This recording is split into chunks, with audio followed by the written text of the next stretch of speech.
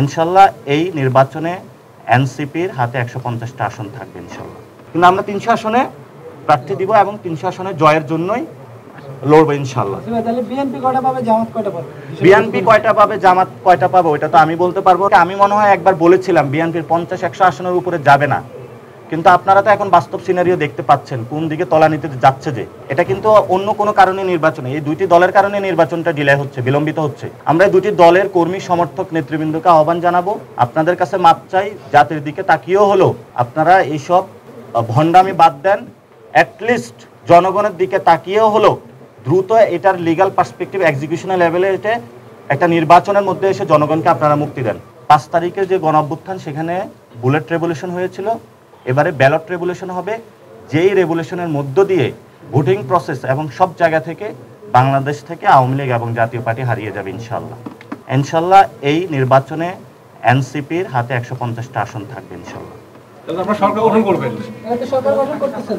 এই গণঅভ্যুত্থানে যেই সরকারটা হবে এই পার্লামেন্টে আমরা যেটা বলেছি, এই পার্লামেন্টে কোনো সরকারি দল বিরোধী দল পলিসিগত জায়গা থাকবে, একটা জায়গায় পার্লামেন্ট হবে আওয়ামী লীগের বিরুদ্ধে এবং জাতীয় পার্টির বিরুদ্ধে। ফলত এই পার্লামেন্টে, এবং এটাও আমরা কনসিডারেশনে রেখেছি, যেখানে জামায়াত থেকে যারা তরুণরা দাঁড়াবে, যারা গণঅভ্যুত্থানে অংশগ্রহণ করেছিল, বিএনপি থেকেও যে তরুণ সমাজরা অংশগ্রহণ করবে, আমরা তাদেরকে বিভিন্ন জায়গায় যারা ভালো মানুষ তাদের প্রতি আমরা মৌন সাপোর্ট দিব। কিন্তু আমাদের যারা প্রার্থী থাকবেন আমরা কি প্রক্রিয়াগতভাবে বাছাই করব সেটাও আপনাদের সামনে আজকে স্পষ্ট করেছি। কিন্তু আমরা এটা দেশবাসীর সামনে স্পষ্ট করতে চাই, আগামীর যে সংসদটা হবে এখানে আওয়ামী লীগ থাকবে না, জাতীয় পার্টি থাকবে না, এবং এটা দীর্ঘদিন ধরে আমরা বলে আসছি।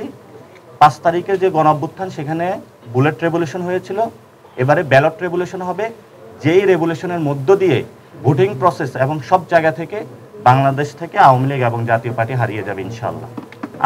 আমরা 300 আসনে প্রার্থী দিব ইনশাল্লাহ, এবং আমরা সেখানে বলেছিলাম যে আমরা 300 আসনে জয়ের জন্য আমরা প্রচেষ্টা করব।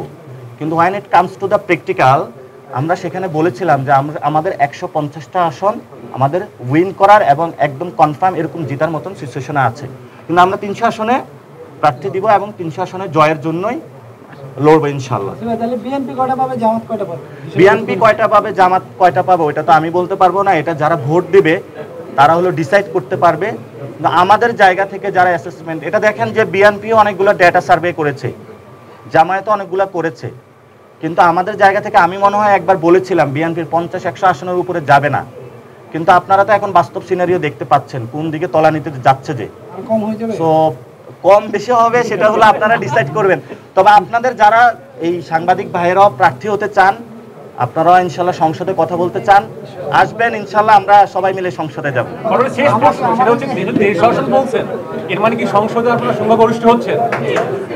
আপনার যদি রেশিওতে সংখ্যাগরিষ্ঠ আসে সেখানে তো সংখ্যাগরিষ্ঠই হচ্ছে, কিন্তু এখানে একটা বিষয় যে নারীদের আসন রয়েছে, উচ্চকক্ষে পেয়ার রয়েছে, ওই ক্যালকুলেশনটা আপনাকে অ্যাড করতে হবে।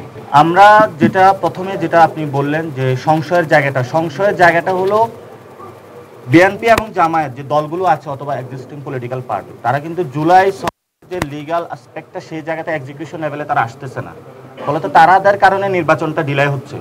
এটা কিন্তু অন্য কোনো কারণে নির্বাচনে, এই দুইটি দলের কারণে নির্বাচনটা ডিলে হচ্ছে, বিলম্বিত হচ্ছে। আমরা এই দুটি দলের কর্মী সমর্থক নেতৃবৃন্দকে আহ্বান জানাবো, আপনাদের কাছে মাপ চাই, জাতির দিকে তাকিয়েও হলো আপনারা এইসব ভণ্ডামি বাদ দেন, অ্যাটলিস্ট জনগণের দিকে তাকিয়েও হলো দ্রুত এটার লিগ্যাল পার্সপেক্টিভ এক্সিকিউশনাল লেভেলে এটা একটা নির্বাচনের মধ্যে এসে জনগণকে আপনারা মুক্তি দেন।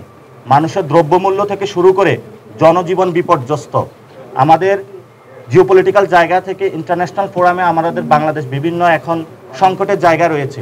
এজন্য আমরা এই দুইটি দলকে আহ্বান জানাবো যে আপনারা নির্বাচনের ক্ষেত্রে যে ডিলাই হচ্ছে, এই জন্য আপনারা জুলাই সনদে দ্রুত সাইন করুন, এটাকে এক্সিকিউশন লিগ্যাল ওয়েতে নিয়ে যায় দ্রুত নির্বাচন প্রক্রিয়া অংশগ্রহণ করে জনগণকে ভোগান্তি থেকে মুক্তি দিন। ইতিমধ্যেই আমাদের একটি সকল যারা জেলার সমন্বয়কারী প্রধান রয়েছেন আমরা তাদেরকে ঢাকায় ডেকেছিলাম, আমরা তাদেরকে মাঠে প্রস্তুতি নেওয়ার জন্য কথা বলেছি, এবং সেখানে যারা গণ অভ্যুত্থানে অংশগ্রহণ করেছিলাম আলেম সমাজের প্রার্থীতা থাকবে, সেখানে যারা আইনজীবীরা অংশগ্রহণ করেছিলেন লিগ্যাল জায়গা থেকে তারা বাংলাদেশের পক্ষে লড়াই করেছিলেন তাদের প্রার্থীতা থাকবে, সাবেক সেনা কর্মকর্তা যারা আমাদের বাচ্চাদের উপরে গুলি চালায়নি সেই সৈনিক ভাইদেরকেও আমরা পার্লামেন্টে নিতে চাচ্ছি। যারা এই গণ অভ্যুত্থানে নারীরা ছিলেন তাদেরও প্রার্থিতা থাকবে। যারা সাংবাদিক ভাইয়েরা জীবন দিয়ে লড়াই করেছিলেন এই গণ অভ্যুত্থানে তাদেরও প্রার্থিতা থাকবে। এই ধরনের গণ অভ্যুত্থানে যেই সকল শ্রমিক, মজুর, কৃষক, আলেম, নারী এবং আমাদের যারা সৈনিক ভাইয়েরা প্রত্যেকেই এই গণ অভ্যুত্থানের সাথে ছিলেন, আমরা তাদেরকেও প্রক্রিয়াগত জায়গায় রেখেছি এবং তাদের সাথেও আমাদের কথাবার্তা চলমান রয়েছে। তবে সেই ক্ষেত্রে আমরা দেখেছি আমরা প্রত্যেকটা প্রজেকশনে আমরা ইনশাল্লাহ এই নির্বাচনে এনসিপির হাতে 150টি আসন পেতে যাচ্ছে এনসিপি। আমি তো বলেছিলাম যে ফেব্রুয়ারিতে ইলেকশন হবে কিনা, স্টিল কনফিউশন আছে ফেব্রুয়ারিতে ইলেকশন হবে কিনা। সরকার অনেক ইনসিস্ট করতেছে যে ফেব্রুয়ারিতে ইলেকশন করার জন্য সবাইকে, কিন্তু আমাদের যে জুলাই সনদটা রয়েছে এটার লিগ্যাল যে পার্সপেক্টিভ সেই জায়গা থেকে এখনো কোনো সলিউশন হয় নাই। এটা যত দ্রুত হবে, আমাদের দুইটা লড়াই রয়েছে এখানে। একটা হলো আমাদের সংস্কার প্রক্রিয়া সম্পূর্ণ করতে হবে এবং দ্রুত গতিতে আমাদের গণতান্ত্রিক উত্তরণে যেতে হবে। অনেকেই বিভিন্নভাবে বলার চেষ্টা করে থাকে যে জামায়াত ইলেকশন চায় না, এনসিপি ইলেকশন চায় না। এগুলো হলো তাদের একটা প্রোপাগান্ডা। যদি বাংলাদেশে অতি দ্রুত গতিতে সুন্দর একটা ইলেকশন কেউ চেয়ে থাকে সেটা সবার আগে এনসিপি চাইবে, কারণ আমরা ভোট দিতে পারি নাই। আমরা যত ভোট দ্রুত দিতে পারবো ততই আমরা বাংলাদেশের মানুষকে মুক্তির পথ দেখাতে পারবো। তো এই ভোট যে দেওয়া, এটা তো যারা দিয়েছে, যারা ভোট চুরি করেছে তাদের আবেগের চেয়ে বড় জায়গাটা, আবেগের জায়গাটা আমাদের। আমি জীবনে ভোট দিতে পারি নাই, ফলত এই জায়গাটা আমার যত ভোট দ্রুত দিতে পারবো এই জন্য আমি মাঠে নেমেছিলাম, রক্ত দিয়েছিলাম।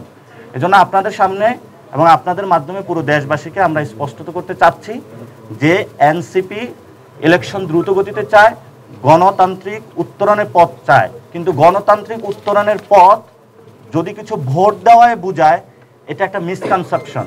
এখানে ইনস্টিটিউশনগুলো যদি ঠিক না করতে পারি, জুলাই সনদ যদি না হয় এবং বাংলাদেশের যে লেজিসলেটিভ অ্যাসেম্বলি সেটাতে যদি কোনো ক্রাইটেরিয়াগত পরিবর্তন না আসে, তাহলে তো সেই একই শেখ হাসিনার জায়গায় অন্য একজন বসতেছে। এই জন্য আমরা এই জায়গাটা কনফার্ম করার জন্য বলতেছি। এবং দলগুলো যদি বসে, এটা তো 10-15 দিনের কাজ, একসাথে সবাই বসবে, আলোচনা করবে, সাইন করবে এবং সেটার একটা অর্ডার হবে, যে অর্ডারের মধ্য দিয়ে ইলেকশনের আমরা যাব। এবং আমরা সেখানে এটাও বলেছিলাম এই ইলেকশনটা গণপরিষদ নির্বাচনের কোনো ক্রাইটেরিয়াতে নেওয়া যায় কিনা। তাহলে ইলেকশন হলো, ইলেকশন হওয়ার পরে তারা একটা কমিটি গঠন করে দিল একটি নতুন সংবিধানের জন্য, আর যারা ওই লেজিসলেটিভ অ্যাসেম্বলিতে থাকলো তারা অ্যাক্টিভ মেম্বার হিসাবে হলো, পার্লামেন্ট দেশকে রান করে নিয়ে গেল। পরবর্তীতে যখন সংবিধানটা চলে আসলো, এই পার্লামেন্টে ওই সংবিধান অনুযায়ী 5 বছর তাদের কন্টিনিউ করলো। কিন্তু 106-এর মাধ্যমে যেহেতু আমরা এখন সংবিধানের মধ্যে নাই, ফলে তো আমাদেরকে আবার শেখ হাসিনা যে সংবিধানটা রয়েছে এটার মধ্যে ঢুকানোর চেষ্টা করানো হচ্ছে। তো এটা যদি ঢুকানোর চেষ্টা করা হয়, তখন আমাদের কথা হচ্ছে সেখানে যে আরেকটি গণ অভ্যুত্থান আসন্ন। এটা তো অনেকেই বলে থাকে যে আমরা কি জাসদ হয়ে যাব নাকি, এই মাত্র একটি গণ অভ্যুত্থান হলো, সেখানে আরেকটি কিভাবে গণ অভ্যুত্থান হবে। আপনাদের কাছে আমরা স্পষ্টত বার্তা দিতে চাই, নেপালে তিনটি জায়গায় তারা সংবিধান পরিবর্তনের জন্য চেষ্টা করেছিল এবং জেনজিরা যখন গণ অভ্যুত্থান করেছিল, পরবর্তীতে যখন তাদের দাবিগুলো মানা হয় না, তারা কিন্তু আবার মাঠে নেমে এসেছে। কিন্তু বাংলাদেশের যে পলিটিক্যাল পার্টিগুলো রয়েছে, যারা সাংবাদিক ভাইরা রয়েছেন, সকল মানুষকে আমরা আহ্বান জানাবো, আমরা গণতান্ত্রিক প্রক্রিয়া যেতে চাই, আমরা বাংলাদেশে আর কোনো রক্তপাত দেখতে চাই না। সেই জন্য হলো তরুণদের যে চাওয়াটা রয়েছে সেটা আপনারা মূল্যায়ন করুন এবং সেই মূল্যায়নের মধ্য দিয়েই আমাদের পার্শ্ববর্তী যে রাষ্ট্রগুলো রয়েছে, বিভিন্ন যে বিদেশি শক্তিগুলো বাংলাদেশকে আনস্টেবল করার চেষ্টা চালাচ্ছে, সেই জায়গা থেকে আমরা মুক্তি পাবো।